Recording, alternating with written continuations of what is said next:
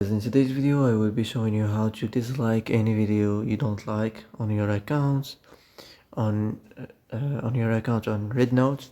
So as you see, first of all, click on it, and here you will find the explore page. As you see, for example, this one, you can choose any video, and as you see, you will find this share icon. Click on it, and here you will find the dislike icon. Just click on it, and here you can give the reason why you dislike it, and for example, not interested, or dislike author, or report, anything you want.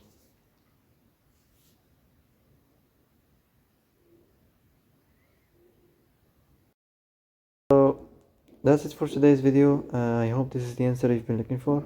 If you like this video, don't forget to like and subscribe, and see you in the next video.